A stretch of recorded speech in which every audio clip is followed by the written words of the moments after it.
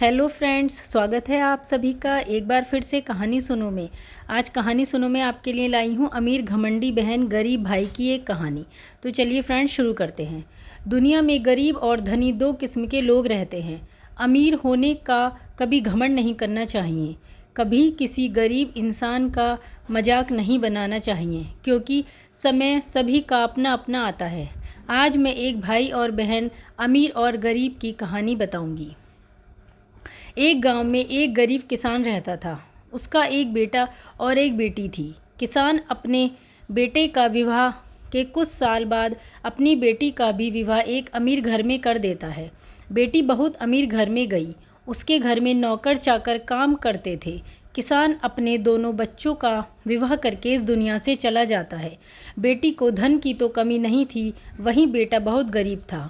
किसी तरह खेती मेहनत मजदूरी करके अपने परिवार का पालन पोषण करता था। उसकी पत्नी भगवान भोलेनाथ शिव की बहुत बड़ी भक्त थी। गरीब होने के बाद भी वह भगवान से कभी कोई शिकायत नहीं करती थी। वह थोड़े में ही गुजारा कर लेती और अपने परिवार के साथ खुशी से रहती थी। वहीं उसके पति की बहन धन ज़्यादा होने के कारण घमंडी थी। वह अपने भाई के गरीबी के कारण उनसे कोई रिश्ता नहीं रखना चाहती थी। उसकी बहन धन के घमंड में इतनी चूर थी कि अपने भाई को देखना तक पसंद नहीं करती थी। समय बीतता गया और बहन के ननद की शादी पड़ी। उसने अपने भाई को बुलाया तक नहीं। किसी तरह उसके भाई को पता चला और वह बिना बुलाए ही बहन के घर शादी में चला जाता है। बहन उसको देखते ही अपने नौकरों से कहकर घर के बाहर ही लौटा देती है। भाई भूखा प्यासा रोते हुए जा रहा था। तभी रास्ते में उसको एक बूढ़ी माँ मिलती है। उन्होंने उस भाई से पूछा, बेटा क्यों रो रहे हो? इतने में वह अपनी सारी दुखदाई कहानी बताता है। बूढ़ी माता ने उसे समझदार समझाकर चुप होने को कहती है। बूढ़ी माता जी गरीब किसान के बेटे को एक बगीचे में ले जाती है। कहती है, मेरा बगीचा है, चलो कुछ खा के आराम कर लो। दोनों बगीचे में जाके खरबूजे खाते हैं।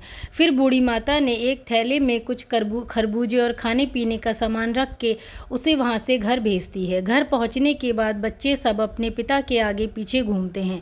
उसकी पत्नी अंदर से पानी लेकर आती है और तुरंत थैला हाथ में लेकर देखने लगती है कि मेरी ननद ने क्या दिया है। बेचारा भाई वहाँ से चला जाता है और उसकी पत्नी जैसे ही उस खरबूजे को काटती है खाने के लिए, उसमें बीज के जगह हीरे मोती चमक रहे होते हैं।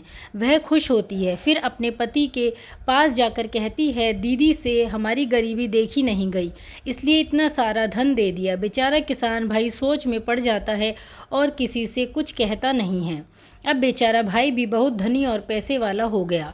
भाई के अमीर होने की खबर धन के घमंड में चूर रहने वाली बहन को पता चली और वह बिन बुलाए अपने मायके यानी भाई के घर आती है।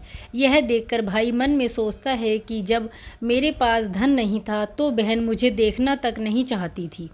फिर भी वह उसकी पत्नी ने उसका आदर सत्कार करते हैं।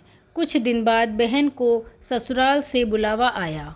उसके भाई और भाभी अच्छे कपड़े मिठाई कुछ उपहार देकर उसे विदा करते हैं।